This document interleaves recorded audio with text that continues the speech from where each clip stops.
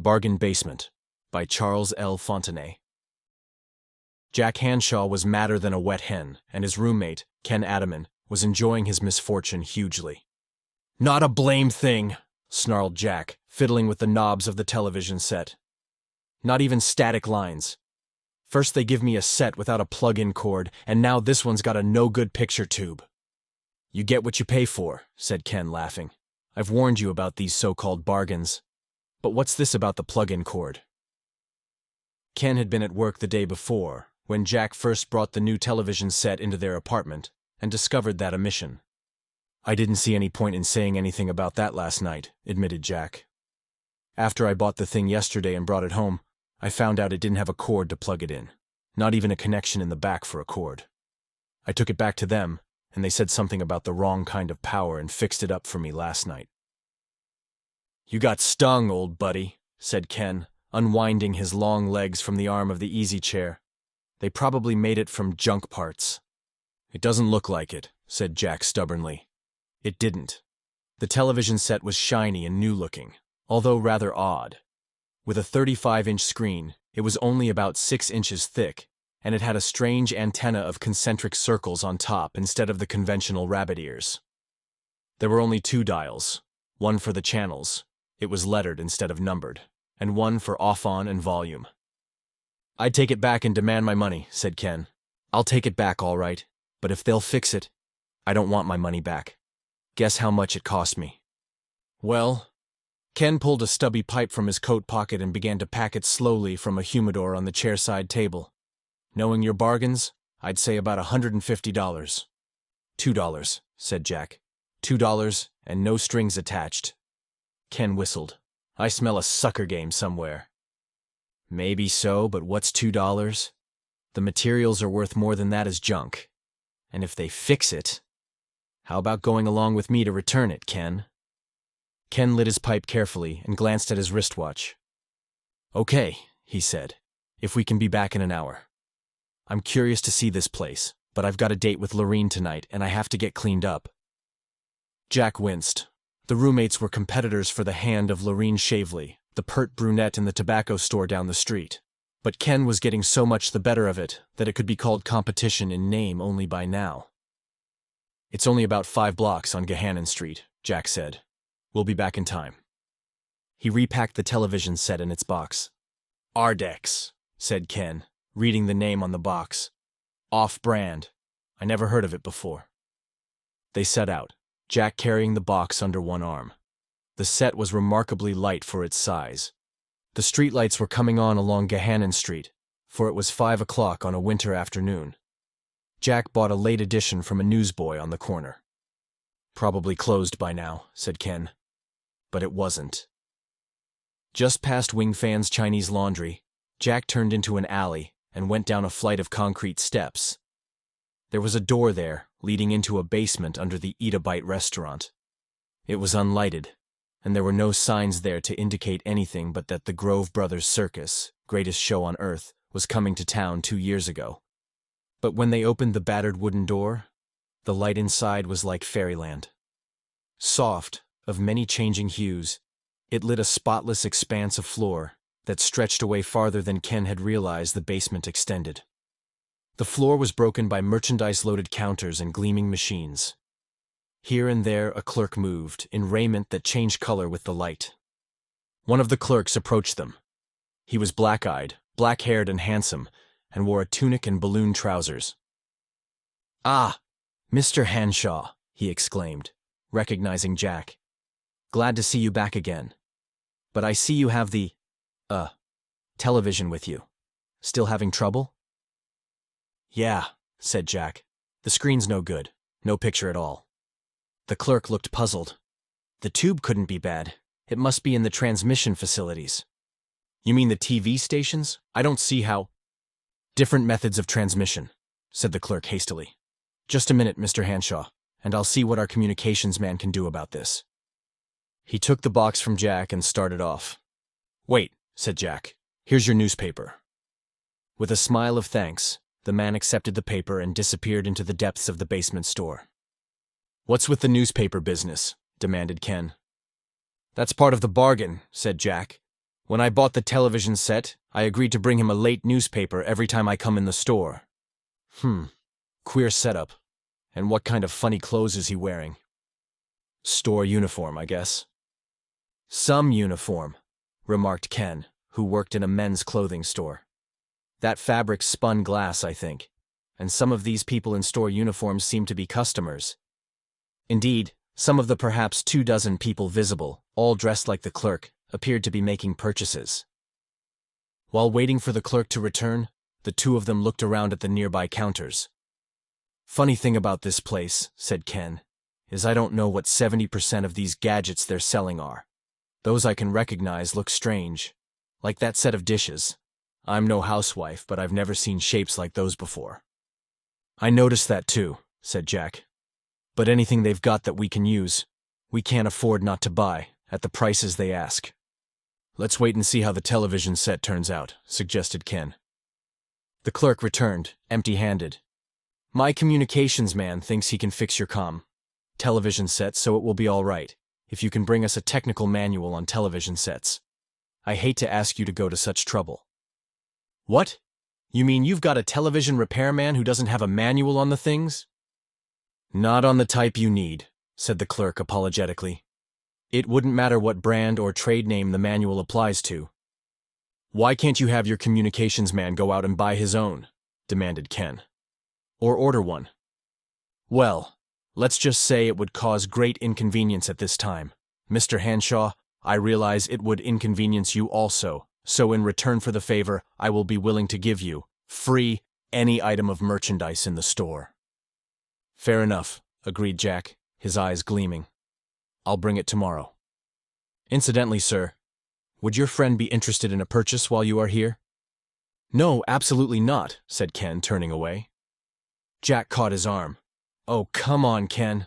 Price these things anyhow. You'll be astonished. Show Mr. Adaman something he can use. Mr. Adaman? The clerk's eyes widened delightedly. Why, sir, that's my name too. Edigo Adaman.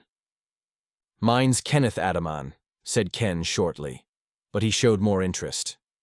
It isn't a common name, said Edigo. Are you by any chance a merchant, Mr. Adaman? You might say so. I'm a clerk in a men's clothing store. Edigo nodded gravely. My family has been in the mercantile business for many generations, he said. My father owns this store, and it will be the largest in the Americas when we finish it. Now, Mr. Adaman, do you see anything that interests you? Anything at all? Well, said Ken, moving over to a counter, is this a watch? Yes, sir, and a very good one. Edigo picked it up. It was a thin dial, with 3 hands and 24 numerals instead of the usual 12.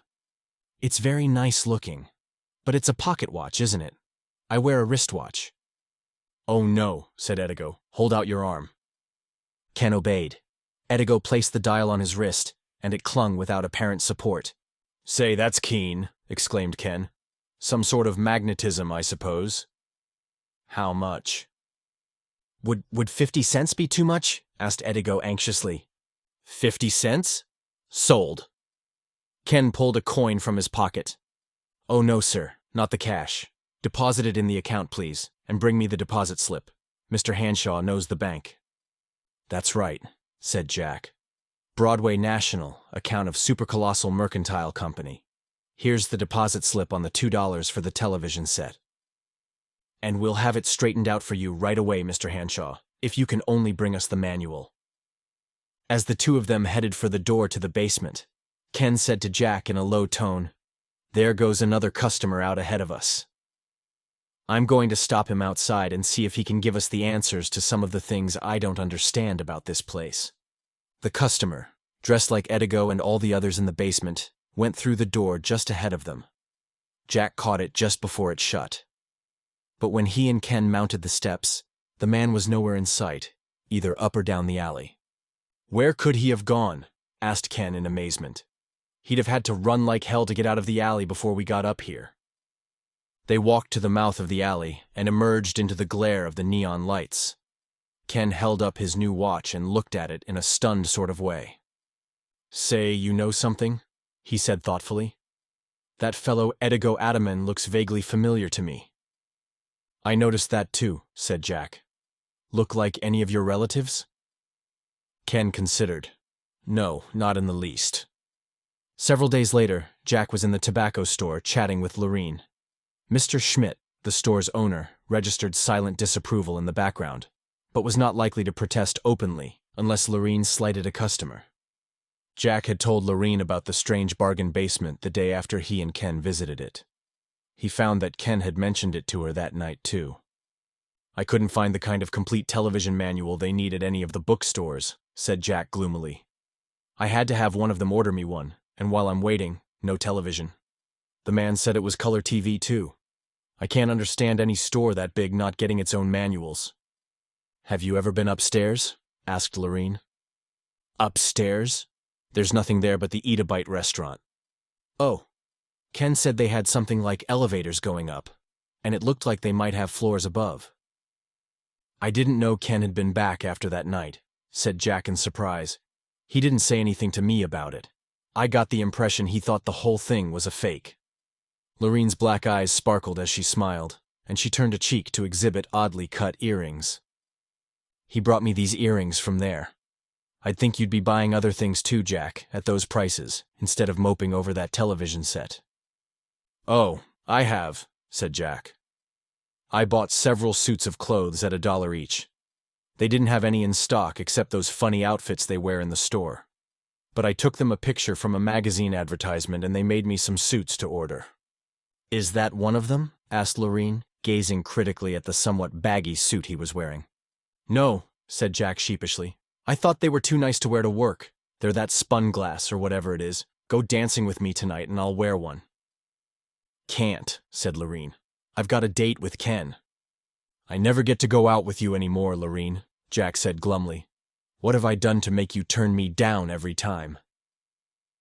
Nothing, said Lorene candidly. I like you as a friend, Jack. But Ken, well, he's got that extra something I can't resist. We're going to get married, you know. No, I didn't, said Jack, but he wasn't very surprised. Just then Ken breezed in. Hi, honey, he said. Hello, Jack. Say, you two, come out and take a look at my new car. New car? Squealed Lorene. Oh, Ken! But I can't leave the store. I'll have to look from the door. It's down the block, said Ken. I'll drive by, and you can get a good look tonight. Come on, Jack. Jack went with him.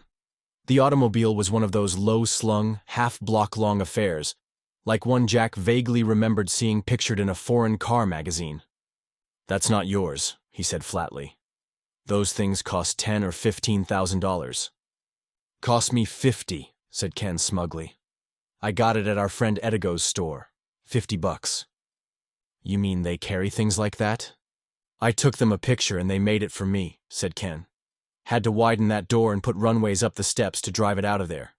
It cost me twice as much as the car to get the door widened and then bricked back the way it was. They worked on the inside and I got a crew to work on the outside. Seems to me they'd have had it out in the street for you, instead of building it in the basement and then having to get it out, said Jack critically, gazing up and down the gleaming length of black and chrome. Ha, said Ken slyly. That's just it, son. They couldn't. I found out the secret of our friends in the bargain basement.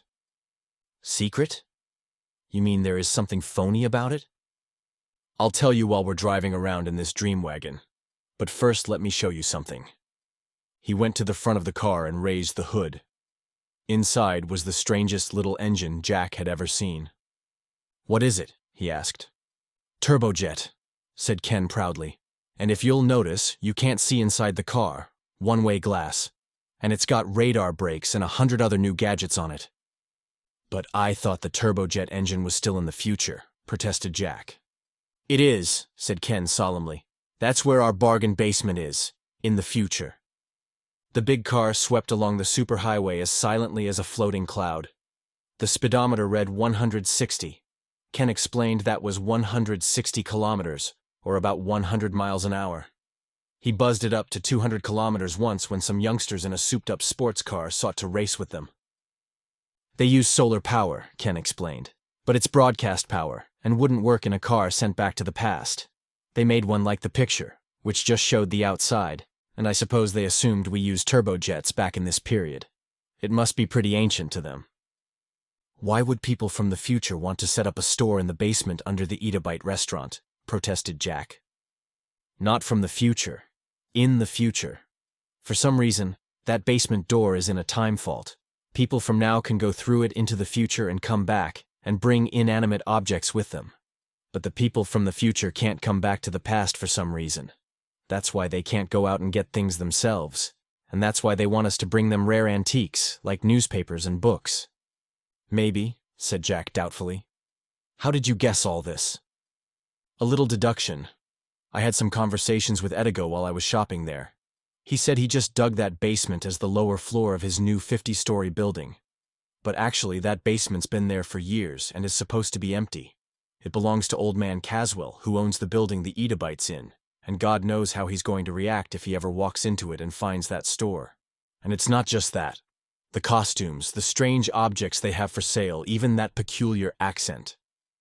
How far in the future? Asked Jack. I don't know. Pretty far, I expect. How much interest does that bank account draw? You know, the one in their name, where we've been depositing the money for the things we bought? 3%, I think, compounded quarterly. It would have to be compounded to amount to anything in a couple of 100 years or so. I still don't get it. Why do they sell things so cheap? Will prices be that much lower in the future? Probably a lot higher, said Ken. They don't even use the same sort of money we do. That's why they don't just ask us to make deposits of their own money for them, but they can afford to sell us at these ridiculously low prices because the deposits in their name draw compound interest and build up to a lot higher than the value of the merchandise in the future. Their time. I expect every dime we deposit for them means $100 or more to them in their equivalent of our money. I just don't see that, said Jack. We're in their past. How could they have us deposit money to build up for them, unless to them, the deposits are already there? Edigo, you know, Jack, that fellow still reminds me of somebody I know. Edigo explained it to me when I made him admit this future business was true. The future can be changed, and we could change the present if we could influence the past. And don't I wish I could manage that trick, Ken added greedily. So every time we put a dime in their account, pop, at their end, they've got an extra $100 or more in the bank. I suppose so, said Jack thoughtfully. But how about this fellow Edigo digging the basement? The basement's already there now. The real one, I mean. In 100 years, 200 years, you think it'll still be there? Demanded Ken scornfully. Old Caswell's basement's going to fill in again, and sometime in the future, this fellow Edigo Adaman's going to dig it out again. You know, Jack, with that name, he could be a descendant of mine. He seemed to think he might be, from what he said that first evening. Look, buddy, we'll have to go back, said Ken, pulling the car into a cloverleaf to turn around. I've got a date with Lorene tonight, and I'm sure anxious to see her face when she climbs into this buggy. Sure, said Jack, but drop me off at the bargain basement, will you? I've got an idea for something I want to buy. Edigo looked at Jack curiously. There was that odd familiarity to the man's face that Jack couldn't quite place. We have strict regulations against influencing an individual's attitudes by artificial means, he said. But I don't suppose it's against the law in your time, is it? Not unless it's a dangerous or habit-forming drug, said Jack. Possession of certain drugs, you know, can get you a stiff prison sentence. But there are milder things, like perfumes and alcohol, that influence people temporarily.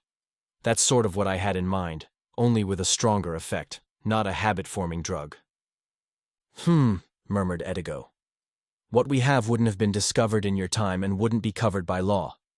And it isn't dangerous or habit-forming. It's prescribed by psychologists in certain cases. But I'm not sure I should... $100, said Jack. It's a great deal for 5 clens worth of... All right. Would you prefer it in liquid, tablet, or powder form? How about like this? Suggested Jack, handing over a package of chewing gum. Yes, it could be mixed in that. If you can wait a few minutes, I'll have our chemist prepare it. Edigo went away with the chewing gum, and Jack gave himself over to doubts. Perhaps it wasn't fair. But what was that old saying about love and war? Jack convinced himself that Ken hadn't been fair in getting that flashy car. What if Ken had thought of the same thing? A momentary chill passed over Jack. But no, Ken didn't need it. In a few moments, Edigo returned with the chewing gum. It looked no different. Jack couldn't tell whether it was the same gum with a new ingredient added or new sticks put in the old wrappers. It didn't matter. "Thank you. I'll deposit the $100 right away," said Jack. He took the gum and left. He went straight to the tobacco store. He was just in time. Lorene was getting her hat and jacket on to return home. Surprisingly, Ken was not waiting outside for her with the new car. "I'll walk you home, Lorene," suggested Jack. "All right," she agreed, smiling at him. Ken was to pick me up, but he phoned and said he had to work late on inventory. They left the store together. "Have some chewing gum," suggested Jack, offering her a stick. It was much better than trying to slip liquid or a tablet in a milkshake. "Not right now," she said. "It's too soon before supper." "Oh, come on," he invited jovially. "You only live once. I'll have some too." No harm in that. It couldn't change his feelings much, anyhow. She accepted a stick, and they chewed as they walked. Jack could guess her feelings from the intensification of his own. Suddenly, Lorene was the most beautiful woman in the world. Cleopatra, Helen, the Queen of Sheba. He would have died for her gladly. He took her hand in his and squeezed it. She leaned against his shoulder and turned starry eyes up to him. That walking kiss was the most ecstatic thing he had ever experienced. "Let's get married, Lorene," he said huskily. "Now." "Yes, Jack, yes," she sighed. Ken took the announcement rather hard. After all, he and Lorene already had set their wedding date. He looked very thoughtful, but Jack was not worried. Ken would never suspect that Lorene had been won away from him by a package of chewing gum doctored with some unknown drug from the future. Jack and Lorene would not be able to get married until the next day, because the city hall had closed for the afternoon and they were unable to get a license. They spent the evening shopping in the bargain basement for Lorene's trousseau, ordering things from pictures and magazine advertisements, and planning for the future. "I'll get them to make us a car like Ken's," said Jack, "and maybe we can work out some way of buying a house through them. With this setup, we can live like royalty, even on my salary." Their wedding was a peculiar one. As the minister pronounced them man and wife, Jack's clothing vanished. He was kissing his bride when a sudden chill and the gasps of those around him made him realize he was in his underwear. He borrowed a suit from the minister and took Lorene back to the apartment. Ken was packing his things. "I'll move my stuff to a hotel until I can find another apartment," said Ken. "Call me a cab, will you, old man? Somebody's stolen my car." Jack and Lorene were to leave on their honeymoon the next day. That afternoon, he announced his intention of going to the bargain basement and lodging a complaint. "That suit and shirt I had on were clothes I bought there," he said. "If their stuff's going to disintegrate like that, it's not worth even what little I paid for it. After that trouble with the television set, say, what happened to the television set? I'll bet Ken took it with him." "And to think I almost married him," shuddered Lorene. On the way to the bargain basement, Jack explained to Lorene what Ken had told him. How the bargain basement existed in the future, and the door to it was a fault in time. They passed Wingfan's laundry and turned into the alley. They went down the steps to the basement door and opened it. A blank wall of raw earth met their eyes. "What in blazes?" exclaimed Jack. There were footsteps in the alley above them. Old man Caswell came down the steps with a policeman in tow. "My basement!" Caswell was complaining bitterly, almost shouting. "I was going to rent it today and somebody fills it up with dirt. Why, I ask you, why? Why would anybody want to fill my basement with dirt?" He caught sight of Jack and Lorene standing to one side. "You!" he cried. "You have anything to do with this?" "Absolutely nothing," Jack assured him. "I thought there was a store here." "Store!" snorted Caswell. "Dirt!" Jack and Lorene got away and made their way back to the street. "Was there really a store there, Jack?" she asked. "We're really married, aren't we, honey? I mean, yes, there was. I don't know what happened." He looked at her, smiling, and the smile faded. Oh, he said slowly. "I think I know now." "What?" "I know now who Edigo Adaman reminded me of. You." He didn't tell her the rest. He didn't tell her he was almost sure that, the way things would have been, Lorene and Ken would have been married, and Edigo would have been their descendant. But Edigo had changed all that when he sold Jack a drug that Jack used, to make sure that Ken wouldn't marry Lorene, but that he would instead. And since Ken and Lorene wouldn't be married now, Edigo would never be born, and would never have the idea of building a 50-story building at that spot, starting it by digging a basement. So that was what happened to the suit and Ken's car and the television set. Since the basement wasn't to be built there, they wouldn't be. So they weren't. They never had been. The strange thing about it was that Jack remembered it all, and even stranger, he was still married to Lorene, and he wouldn't have been except for the drug.